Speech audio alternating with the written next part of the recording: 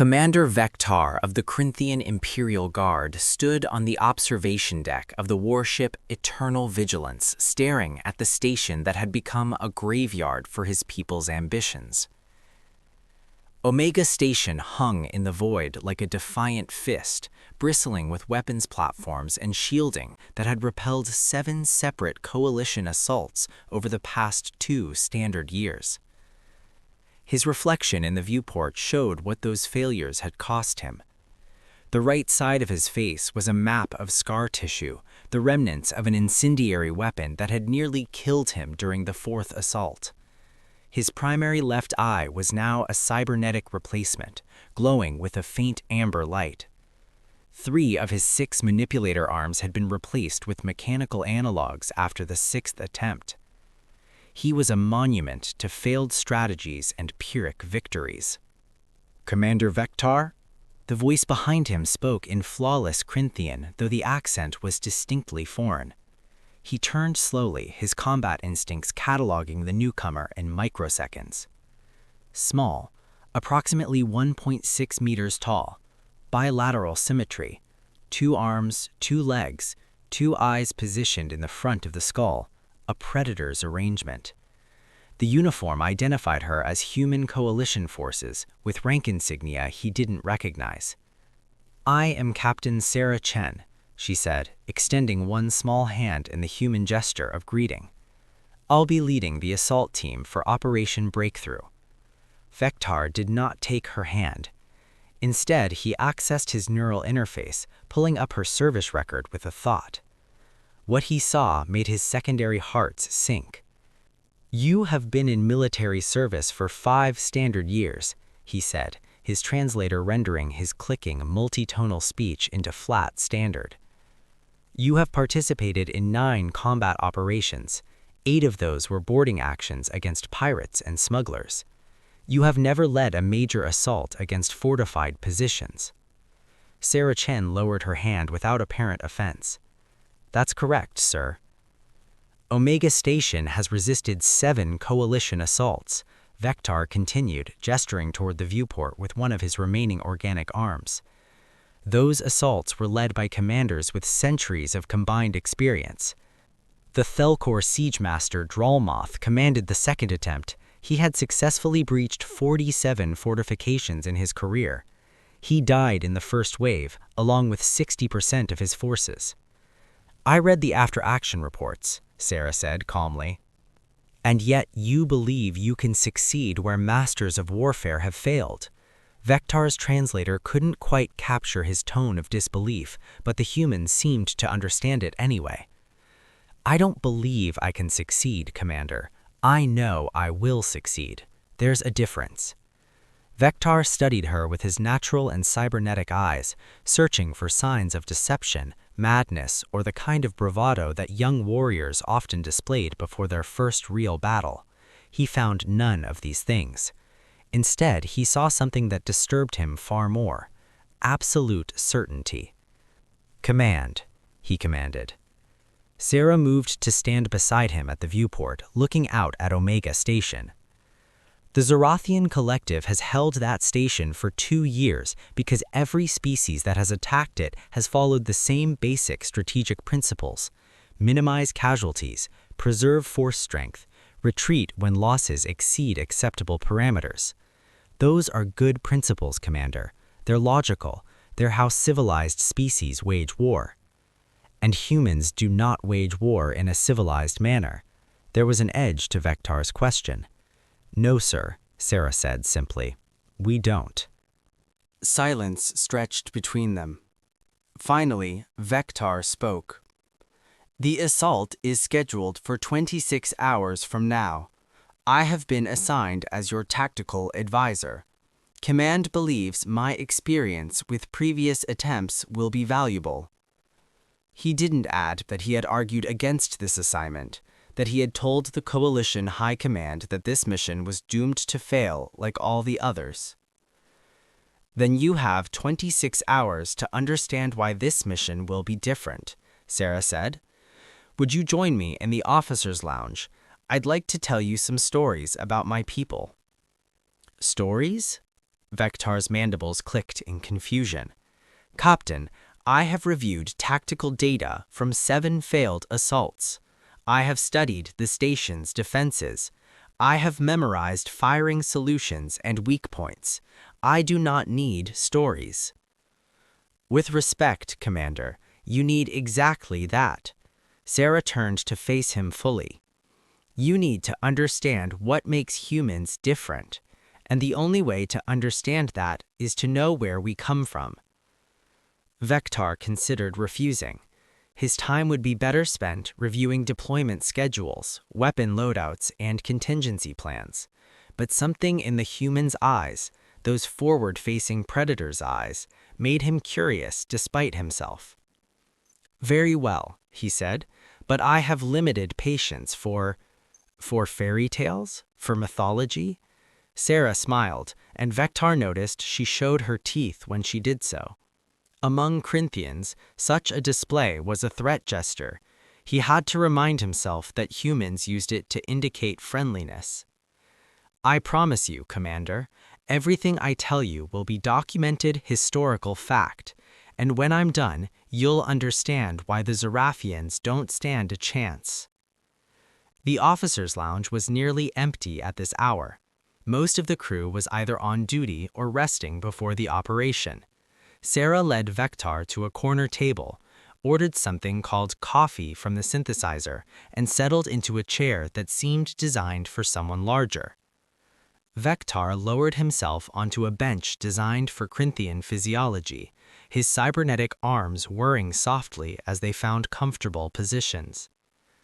How much do you know about Earth? Sarah asked, taking a sip of her drink. Basic facts, Vectar replied. A Class M world in a minor system. Your species achieved industrial revolution approximately 400 years ago and faster than light travel 33 years ago. You are relative newcomers to the galactic community.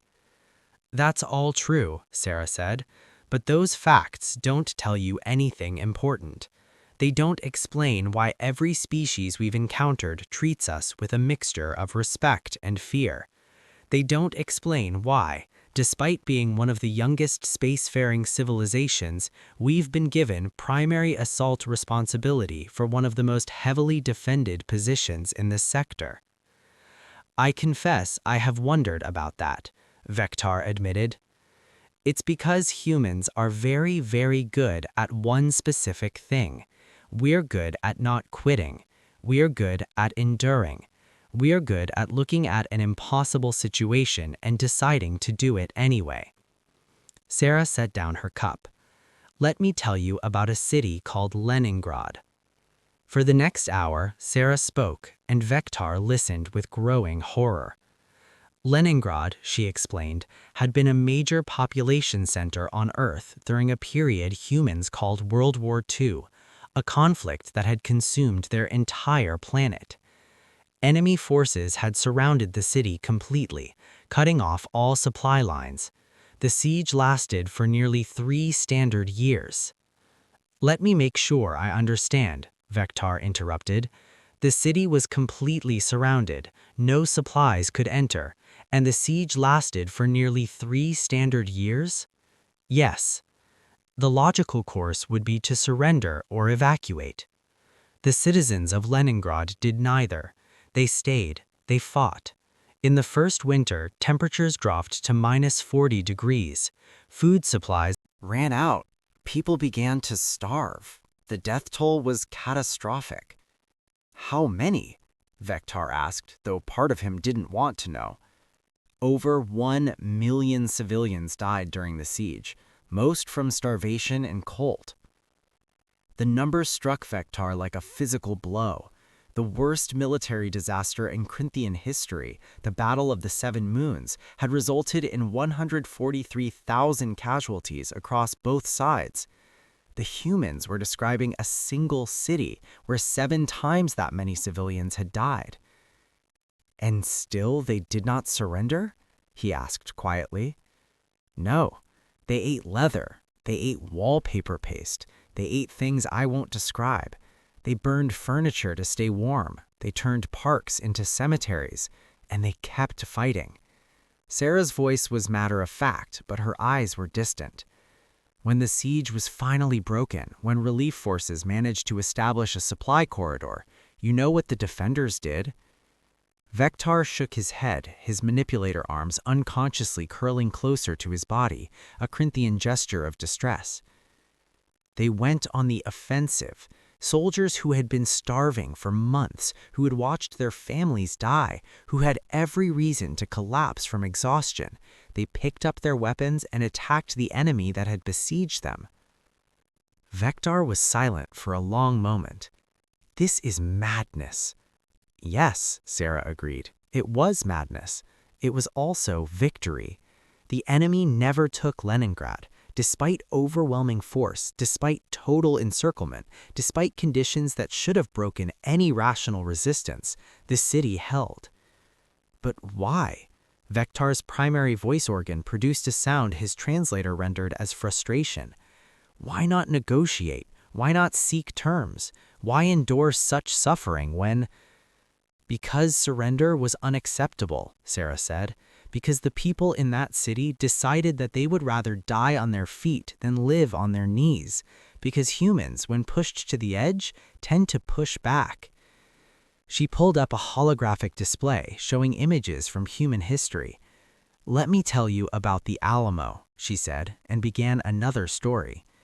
A small garrison of defenders, vastly outnumbered, fighting to the last man against an overwhelming force.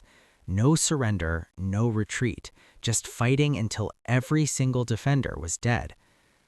They knew they were going to die, Sarah explained. They had opportunities to escape. They chose to stay and fight, and their sacrifice became a rallying cry that changed the course of the war. Then came the story of Masada, an ancient fortress where defenders chose death over surrender, holding out for years against a superior force. Then Thermopylae, where 300 warriors held a mountain pass against an army of hundreds of thousands. With each story, Vectar felt his understanding of warfare shift. The Corinthians had a sophisticated military philosophy developed over millennia. It emphasized efficiency, calculated risk, and the preservation of forces. A commander who lost more than 30% of their forces in a single engagement was considered reckless. A commander who lost their entire force was considered criminally incompetent. But humans seemed to celebrate such losses. They turned them into legends. They taught their children to admire warriors who had died in hopeless battles. "You glorify suicide," Vectar said finally. "No," Sarah corrected. "We glorify refusal. We glorify the decision to stand and fight even when standing and fighting is the objectively wrong choice. We glorify stubbornness in the face of impossible odds." Why? It was becoming Vectar's most common question. Sarah was quiet for a moment, considering her answer. "I think it's because humans have always been at a disadvantage. We're not the strongest species on our planet.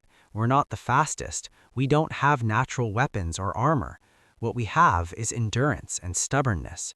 We evolved to be persistence hunters. We would chase prey for days until it collapsed from exhaustion. We won by refusing to stop, not by being superior." She leaned forward. "And that's why we're going to take Omega Station, Commander. Not because we have better weapons than the forces that came before us.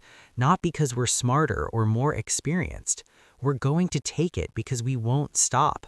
We'll attack that station and we'll keep attacking it until either we break through or every single human in this fleet is dead. And based on human history, I'm betting on the first option." Vectar looked at the small human sitting across from him. By every objective measure, she was inferior to him. Smaller, weaker, shorter-lived, less experienced. But she carried something inside her that he didn't have, something that had been forged in the crucible of 1,000 generations of human stubbornness and suffering. She carried the certainty that no matter how bad things got, humans would endure. "Tell me more," he said, and meant it.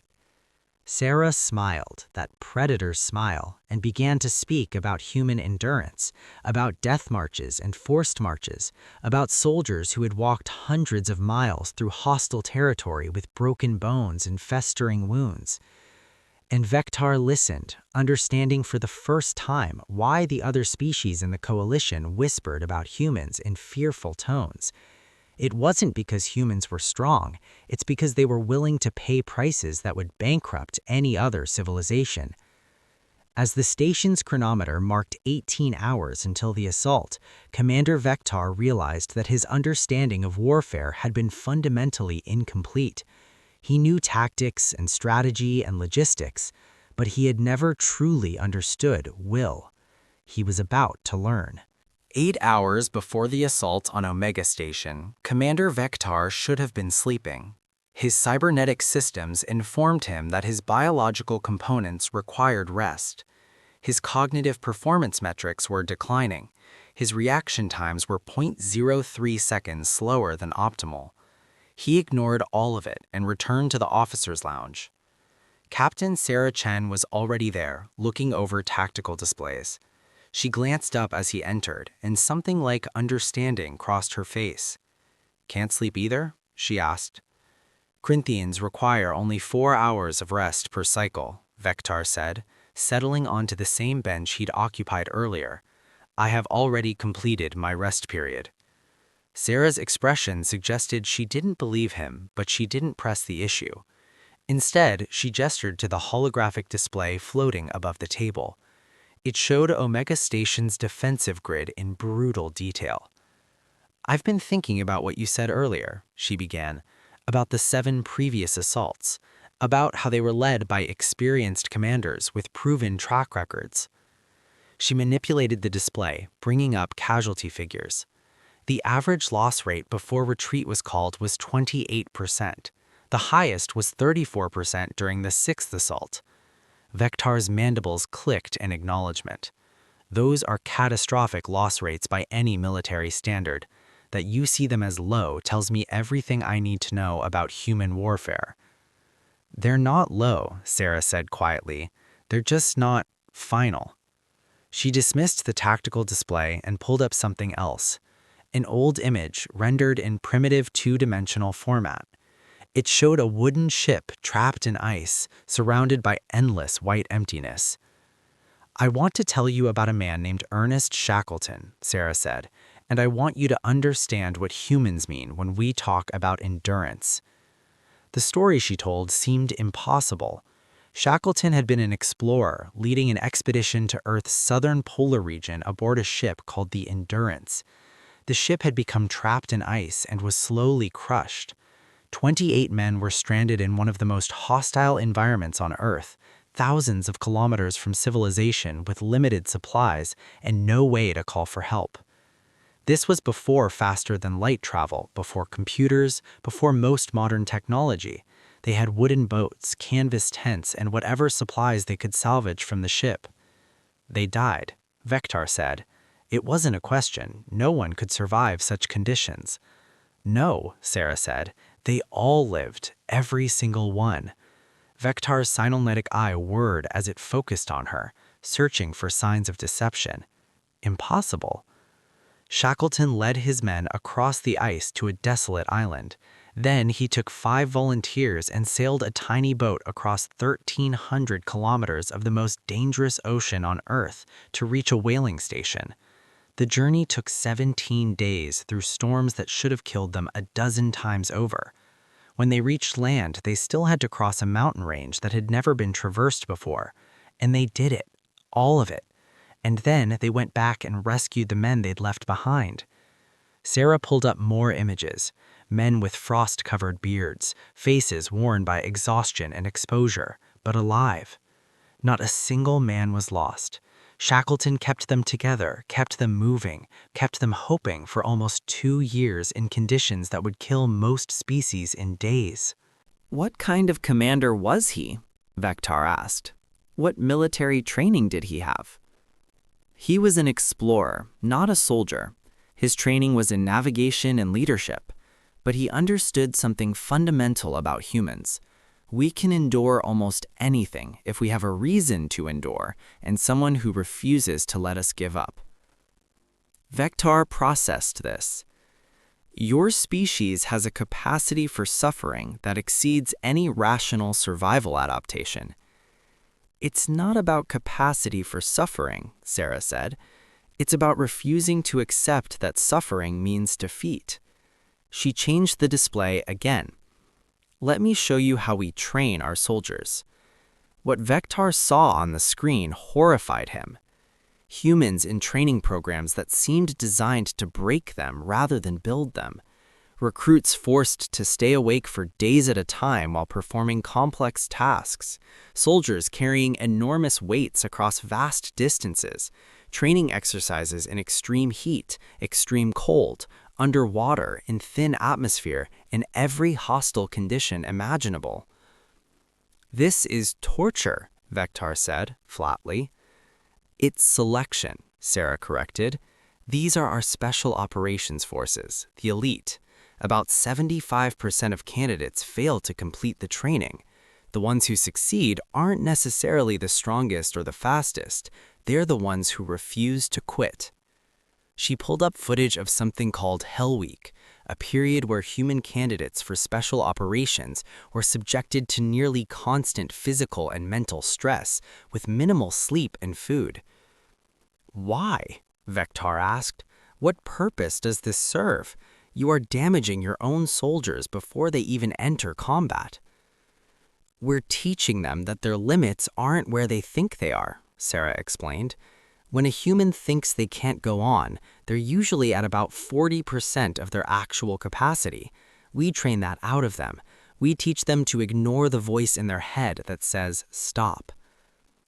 Vector watched as humans pushed through obstacle courses while instructors sprayed them with cold water, yelled at them, deliberately made everything harder. He watched them carry heavy logs as a team, learning that they could do together what no individual could manage alone. He watched them sitting in freezing ocean water, arms linked, singing to keep their spirits up while their bodies shut down from hypothermia. You weaponized your own suffering, he said slowly, understanding dawning. You teach your soldiers to use pain and exhaustion as tools rather than limitations. Exactly, Sarah said, because in real combat, there's no one to top out to. There's no emergency stop button. There's just the mission and the will to complete it. She paused. Let me tell you about Desmond Doss. The story that followed made even less sense than the others. Doss had been a soldier who refused to carry a weapon due to religious beliefs. Despite this, he had volunteered for one of the most violent conflicts in human history. During a battle on an island called Okinawa, his unit had been pinned down by enemy fire and forced to retreat, leaving wounded men behind. Doss stayed, alone, unarmed, under constant fire. He went back into the kill zone again and again, pulling wounded men to safety. He saved 75 soldiers that day. When he was finally wounded himself, he crawled 300 meters to an aid station rather than call for help because he didn't want to risk another medic. He was insane, Vector stated. He was awarded the Medal of Honor, our highest military decoration, Sarah said, because what looks like insanity from the outside is heroism from the inside. Doss understood something that I think other species don't. That survival isn't always the highest good. Sometimes the mission matters more. Sometimes saving your brothers and sisters in arms matters more. Vector's manipulator arms were trembling slightly, a sign of deep distress among his people. Your species has no sense of self-preservation. We have an excellent sense of self-preservation. We just have things we value more than our own lives, and we're willing to sacrifice ourselves for those things. She leaned back, her small frame seeming somehow larger in that moment. That's what the Zorathians don't understand. They think they can make us retreat by making the cost too high. But humans don't think like that. We think, what's the cost of failure? And if the cost of success is higher than the cost of failure, then we pay whatever price we have to.